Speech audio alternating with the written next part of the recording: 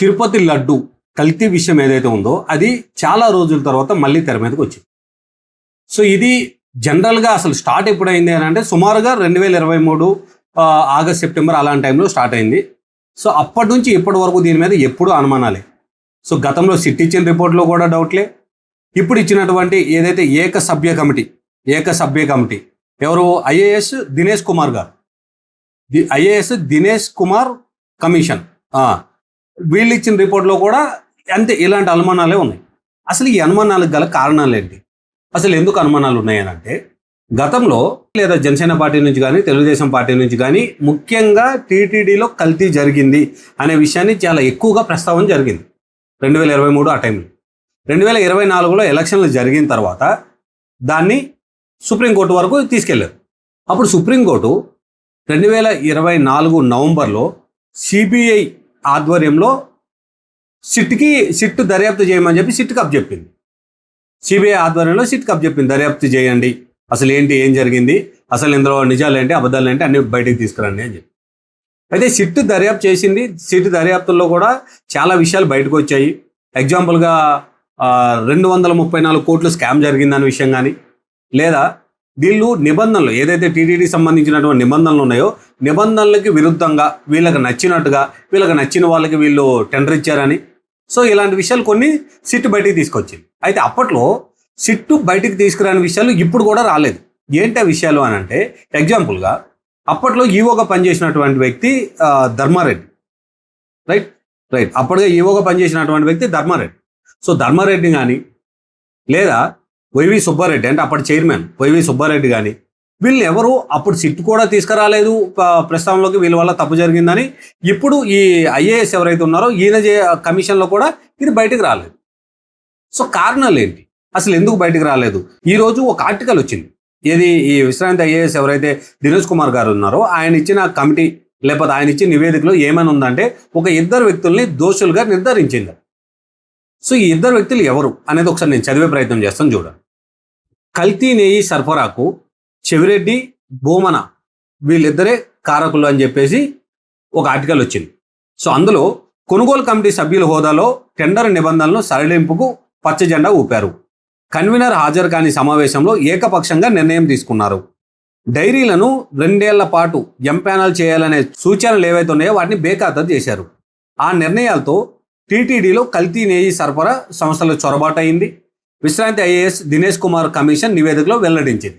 So ఈ topic ఇప్పుడు ఏదైతే నేను చెప్పిన 4 పాయింట్లు ఉన్నాయో ఈ 4 పాయింట్లని దినేష్ కుమార్ ఎవరైతే ఐఏఎస్ గారు ఉన్నారో ఆయన నివేదికలో వెల్లడించారు. సో ఇందులో చెవిరెడ్డి భాస్కర్ రెడ్డి, భూమన కరుణాకర్ రెడ్డి వీళ్ళిద్దరు దీంట్లో దోషులుగా ఈ కమిషన్ చెప్తుంది. సో వీళ్ళిద్దరికి ఎంతవరకు సంబంధం, అసలు వీళ్ళిద్దరు పాత్ర ఏంటి? గతంలో 2019లో వైఎస్ఆర్సీపీ అధికారంలో ఉన్నప్పుడు వీళ్ళిద్దరు పాత్ర ఏంటి, వీళ్ళిద్దరు ఈ టీటీడీకి సంబంధించి ఏం చేశారు, వీళ్ళు ఏం చేయాలి అనే కొన్ని అంశాలు మనం చూసుకున్నట్టయితే ఒకసారి ఈ ఆర్టికల్ ఒక 2 లైన్లు చదివి వినిపిస్తాను ఒకసారి చూడండి. వైకాపా హయాంలో టీటీడీ కల్తీ నెయ్యి సరఫరా జరగడానికి ఆ పార్టీ కీలక నేతలు చెవిరెడ్డి భాస్కర్ రెడ్డి, భూమన కరుణాకర్ రెడ్డిలు కారకులేనని విశ్రాంతి ఐఏఎస్ దినేష్ కుమార్ కమిషన్ తేల్చింది. వీళ్ళిద్దరూ ప్రత్యేక ఆహ్వానితుల హోదాలో కొనుగోలు కమిటీ సభ్యులుగా కొనసాగారు. అంతకు ముందు వరకు పటిష్టంగా ఉన్న నెయ్యి సరఫరా టెండర్లో నిబంధనలు సడలింపులు వీరే తులితంగా చేశారు. సో అలాంటి ఉద్దేశంతో ఇక్కడ ఈ ఆర్టికల్ అయితే రాసి ఉందన్నమాట. సో వీళ్ళిద్దరు చెప్పే విషయంలో నేను నాకున్న ఒక డౌట్లు కొన్ని అడుగుతాను.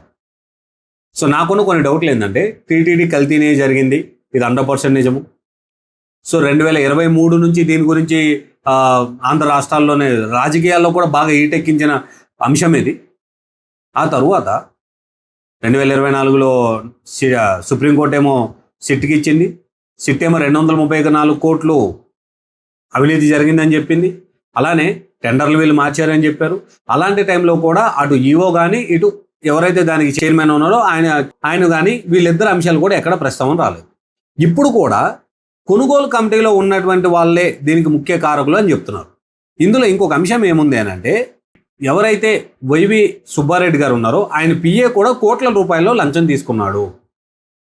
మరి ఈ కోట్ల రూపాయల లంచము సుబ్బారెడ్డి గారికి తెలియకుండానే తీసుకున్నాడా, లేదా ఇక్కడ చెవిరెడ్డి కానీ లేదా కరుణాకర్ రెడ్డి కానీ వీళ్ళు చెప్తే తీసుకున్నాడా?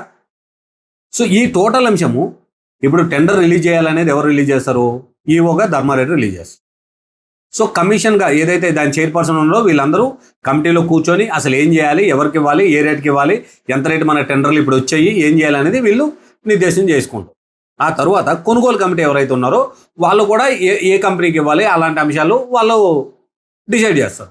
సో ఫైనల్గా ఈ టీం అంతా కలిస్తేనే ఇది డెసిషన్ జరుగుతుంది. సో ఇలాంటి సందర్భాల్లో ఏకపక్ష నిర్ణయాలు తీసుకున్నారు అనేది ఒక అంశాన్ని అయితే ఇక్కడ యాడ్ చేశారు. కన్వీనర్ హాజరు కాని సమావేశంలో ఏకపక్షంగా నిర్ణయం తీసుకున్నది ఎవరు అని అంటే ఇప్పుడు ఈ దినేష్ కుమార్ ఐఏఎస్ గారు చెప్తున్నటువంటి కమిషన్ నివేదిక లెక్క ప్రకారంగా చెవిరెడ్డి ఉన్న భూమన కరుణాకర్ రెడ్డి వీళ్ళిద్దరే ఏకపక్షంగా వ్యవహరించి ఈ కల్తీ నెయ్యికి ముఖ్య కారకులు అనేది వీళ్ళు చెప్తున్నారు. అయితే నేను అనుకుంటున్న విషయం ఏంటంటే టెండర్ పాస్ అవ్వాలన్నా రిలీజ్ అవ్వాలన్నా ఏమవ్వాలన్నా వీళ్ళిద్దరు సంతకాలు కావాలి కదా. ఎవరైతే ఈఓ ఉన్నారో ఈఓ సంతకం కావాలి, చైర్మన్ ఉన్నారో చైర్మన్ సంతకం కావాలి. ఆ తరువాత ఇంత పెద్ద విషయం ఏంటంటే ఆంధ్ర రాష్ట్రాన్ని ప్రతిష్టకి టీటీడీకి సంబంధించినటువంటి ప్రతిష్టకి సంబంధించినటువంటి విషయము ముఖ్యమంత్రి దృష్టి లేకుండానే ఇదంతా జరిగిందా? ఈ టోటల్ కల్తీనే విషయం కానీ, ఈ టెండర్ల విషయం కానీ, ఈ 234 కోట్లు అవినీతి జరిగిన విషయం కానీ ఇదంతా ముఖ్యమంత్రి దృష్టికి లేకుండానే లేదా సీఎంఓ ఆఫీస్ దృష్టికి లేకుండానే ఇదంతా జరిగిందా? సో ఒకవేళ వాళ్ళ దృష్టికి ఉన్నట్టయితే వీళ్ళు ముగ్గురిని ఎందుకు ఇక్కడ దోషుల కింద యాడ్ చేయలేదు? ఎందుకంటే అప్పుడు వాళ్ళ ప్రమేయం కూడా ఉంటుంది కదా, ఉన్నప్పుడు వాళ్ళని కూడా యాడ్ చేయాలి కదా. ఎందుకంటే సిట్టు దర్యాప్తు ఏం చేసింది, ఖాళీ 234 కోట్ల స్కామ్ అయితే జరిగింది, వీళ్ళైతే కల్తీనే వాడారు, ఈ ఏవైతే రూల్స్ ఉన్నాయో టీటీడీకి సంబంధించిన నిబంధనలు ఉన్నాయో వాటిని చట్టవిరుద్ధంగా అంటే వాళ్ళకి నచ్చినట్టుగా వాళ్ళు ఎవరు పడితే వాళ్ళకి టెండర్లు ఇచ్చేశారని చెప్పింది. కానీ అక్కడ కూడా ఎవరు సూత్రధారు? సో దీన్ని అంతా చేయడానికే పాత్రధారు ఎవరు? ఇదంతా జరిపిస్తున్న వెనక నుంచి నడిపిస్తున్న ఆ షాడో మనిషి ఎవరు? ఈ విషయాలు ఏవీ ప్రస్తావన జరగలేదు. ఇప్పుడు కూడా సేమ్ అదే పందాలో పోతుంది. గతంలో ఎవరైతే మన సుబ్బారెడ్డి గారు ఉన్నారో సుబ్బారెడ్డి గారికి సంబంధించిన పిఏ మీద కూడా ఆరోపణలు వచ్చాయి. ఇప్పుడు కూడా ఆ అంశం ఉంది. కానీ ఆయన తీసుకున్నప్పుడు ఆయన కూడా దీంట్లో దోషే కదా, ఆయన ఎందుకు యాడ్ చేయట్లేదు? సో ముఖ్యమంత్రికి తెలియకుండానే ఇదంతా జరిగిందా? ముఖ్యమంత్రిని ఎందుకు యాడ్ చేయలేదు?